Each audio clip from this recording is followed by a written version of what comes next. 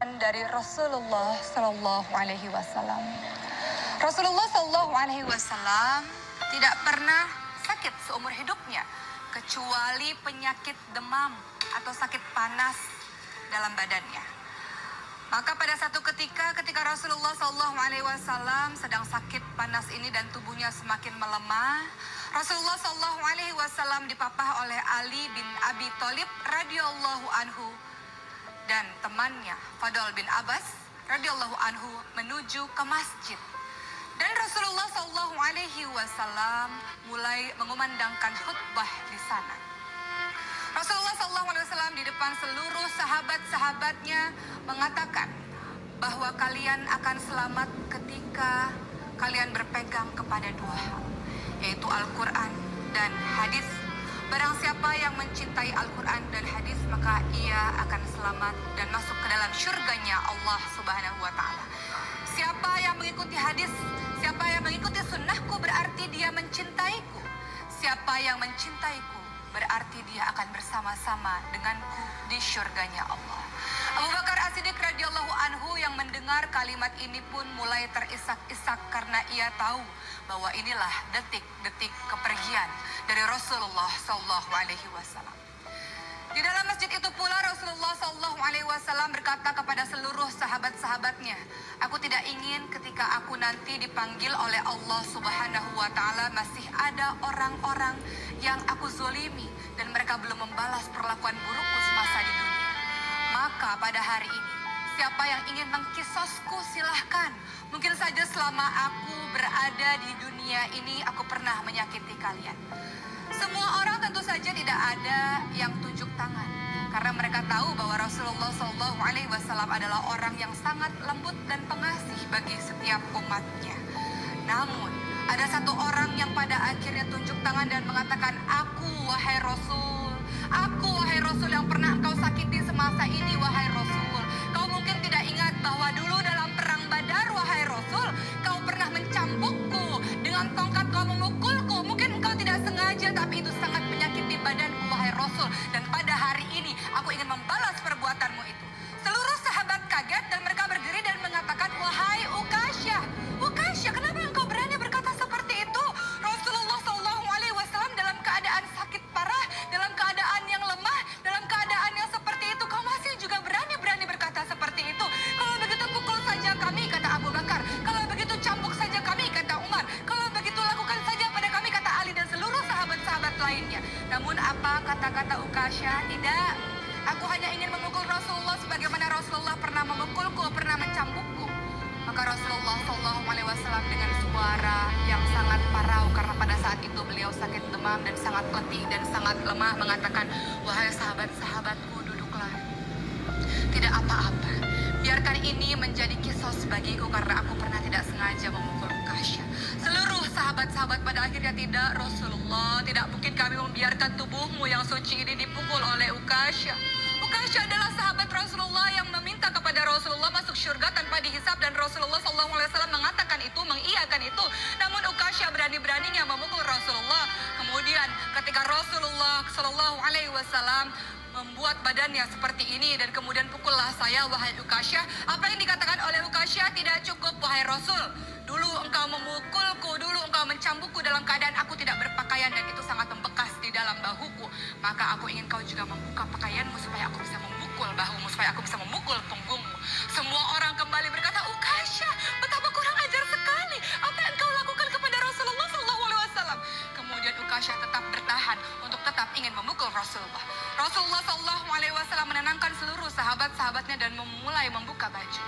Kemudian Rasulullah SAW berkata pada Ukasyah, aku telah membuka bajuku wahai Ukasyah. Silahkan engkau membalas perlakuanku dulu terhadapku. Maka Ukasyah mulai berjalan mendekati Rasulullah SAW dan mulai diputar-putarkan tombaknya itu dan mulai diputar-putarkan tongkatnya dan cambuknya itu dan hendak memukul Rasulullah SAW. Seluruh orang yang berada di masjid itu mulai menangis dan mengatakan, dasar Ukasyah tidak tahu diri, dasar orang yang tidak punya hati. Rasulullah dalam keadaan seperti itu, kau masih bisa berbuat seperti itu. Namun apa yang terjadi ketika Ukasyah mendekati Rasulullah SAW?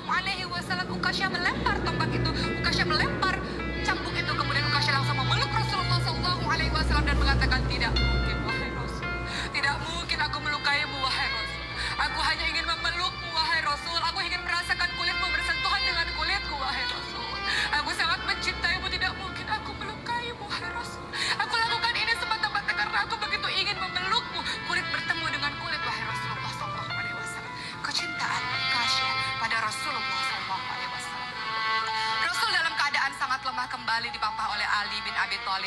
Fadl bin Abbas untuk kembali ke rumahnya. Pada saat itu matahari sudah mulai meninggi. Pintu Rasulullah SAW dikunci dan di dalam Rasulullah SAW sudah terbaring di pangkuannya Aisyah. Ketika itu ada seseorang yang mengetuk pintu rumah Rasulullah dan Fatimah membuka pintu tersebut. Dan sang laki-laki tersebut berkata kepada Fatimah, "Aku ingin bertemu dengan ayahmu." Apa kata Fatimah? "Tidak bisa wahai pemuda, ayahku sedang sakit." Fatimah lalu menutup pintu tersebut dan kembali kepada sang ayah. Kata Rasulullah SAW sambil menatap wajah Fatimah seakan-akan wajah itu ingin dikenangnya seumur hidupnya, mengatakan, "Wahai Fatimah, sesungguhnya yang datang adalah malaikat maut. Malaikat maut hendak mengambil nyawaku pada hari ini." Fatimah sudah tidak tahan lagi dan terseduh-seduh dalam tangisannya. Lalu malaikat maut itu masuk ke rumahnya Rasulullah SAW. Dalam keadaan lemah, Rasulullah SAW bertanya kepada malaikat maut, "Di mana malaikat Jibril? Aku tidak pernah melihat malaikat Jibril selama ini. Di mana dia? Kenapa tidak hadir pada hari ini?" Malaikat Jibril pada akhirnya pun datang menemui Rasulullah SAW dan dalam keadaan yang berbaring dan lemah Rasul berkata pada malaikat Jibril, "Wahai malaikat Jibril, tolong beritahu kepadaku apa hakku, apa yang akan aku dapatkan." Apa yang dikatakan oleh malaikat Jibril? "Wahai kekasih Allah, ketahuilah bahwa seluruh malaikat telah menunggumu di pintu-pintu langit, wahai Rasul. Ketahuilah bahwa surga, pintu-pintu surga telah dibukakan untukmu, wahai Rasul." Tapi apa jawaban Rasul? "Lalu bagaimana dengan umatku? Ketika aku pergi nanti bagaimana dengan umatku?" kata Rasul. Kemudian malaikat Jibril mengatakan, "Siapa yang mencintaimu, siapa yang mengikuti sunnahmu akan bersama denganmu di surga Allah, wahai Rasulullah." Kemudian yang terjadi adalah malaikat Israel mulai mengambil nyawa Rasulullah perlahan-lahan dari kakinya, perlahan-lahan ditariknya. Kemudian Rasulullah SAW mengatakan, "Wahai malaikat maut, dahsyat niat sakaratul maut ini. Sakit sekali sakaratul maut ini. Kalau aku tahu rasanya seperti ini, tolong timpakan seluruh rasa sakit sakaratul maut seluruh umatku kepadaku, wahai malaikat maut. Aku tidak ingin mereka merasakan kesakitan yang amat dahsyat seperti ini." Ketika dalam keadaan seperti itu, malaikat Jibril memalingkan mukanya dan Rasulullah SAW berkata pada malaikat Jibril lagi, "Malaikat Jibril, apakah engkau tidak mau melihatku? Jijikkah engkau melihatku sampai engkau memalingkan wajahmu, tidak mau menghadapku?" Apa yang dikatakan oleh malaikat Jibril? "Wahai kekasih Allah, tidak ada orang yang mampu melihat wajah kekasih Allah dalam keadaan sakit seperti ini. Tidak akan ada orang yang rela melihat wajah kekasih Allah dalam keadaan yang hendak mati seperti ini. Aku tidak sanggup untuk melihatmu, wahai Rasul." Maka Rasul dengan keadaan yang sangat lemah, yang sangat letih, mulai memanggil Ali bin Abi Thalib dan berbisik-bisik kepada Ali bin Abi Thalib, "Ali bin Abi Thalib, tolong sampaikan kepada seluruh umatku, peliharalah sholat dan peliharalah orang-orang miskin."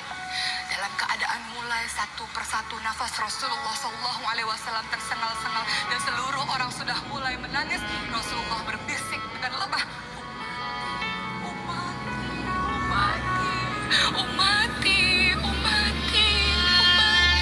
Rasulullah SAW memikirkan keadaan kita, keadaan umatnya sepeninggalan Rasulullah SAW. Apakah taat kepada Allah atau maksiat di jalan Allah Subhanahu wa Ta'ala? Maka di detik-detik kematian Rasulullah menaikkan satu telunjuknya, kemudian mengucapkan, "La ilaha illallah, la ilaha illallah, la ilaha illallah." Dan pada saat itu juga terpejamlah matanya di pangkuan Aisyah. Seluruh orang menangis dan kemudian kabar matinya Rasulullah SAW mulai tersiar di seluruh penduduk Madinah. Dan semua orang menangis terseduh-seduh, tersayat hati mereka karena kepeninggalan Rasulullah SAW. Umar bin Khattab radhiyallahu anhu yang mendengar kisah ini pun mulai mengambil pedangnya dan mengacungkan pedangnya dengan perasaan marah. Ia mengatakan, "Siapapun yang mengatakan Rasulullah mati, akan aku penggal lehernya. Siapapun yang mengatakan Rasulullah telah wafat, akan aku bunuh dia." Rasulullah tidak wafat. Rasulullah hanya kembali bertemu dengan Allah. Setelah itu kembali lagi bertemu dengan kita. Rasulullah hanya seperti Nabi Musa saja yang bertemu dengan Allah. Setelah itu kembali lagi pada umatnya. Jangan sekali-kali kalian mengatakan Rasulullah mati. Begitu kata Umar. Umar begitu terpukul dengan kematian Rasulullah SAW sampai Abu Bakar radhiyallahu anhu menenangkan Umar dan mengatakan, "Wahai Umar, tidak begitu Umar. Kalau engkau menyembah Rasulullah SAW, ketahuilah bahwa dia adalah seorang manusia biasa yang pada akhirnya kembali kepada Allah Subhanahu wa Ta'ala. Tapi ketika engkau menyembah Allah Subhanahu wa Ta'ala, Allah itu maha abadi, Allah Rasulullah itu tidak pernah mati, maka sembahlah Allah Subhanahu wa taala. Inilah kisah bagaimana detik-detik wafatnya Rasulullah sallallahu alaihi wasallam. Kita mengaku mencintai Rasulullah, maka apa bentuk aplikasimu dalam mencintai Rasulullah? Perkataanmu, salawatmu, dan tindak tandukmu untuk mengikuti sunnah Rasulullah adalah bukti cinta kepada Rasulullah. Kita mengaku rindu pada Rasul. Tentu pada satu hari kita ingin berkumpul pada Rasul di syurganya Allah. Mudah-mudahan kisah kematian Rasulullah ini menjadi satu pembelajaran bagi kita untuk senantiasa ingat mati, dan secerdas-cerdas orang, kata Rasulullah, adalah mempersiapkan perbekalan untuk menyambut kematian kita, untuk pada akhirnya bertemu dengan Allah sang kekasih abadi dan Rasulullah sallallahu alaihi wasallam.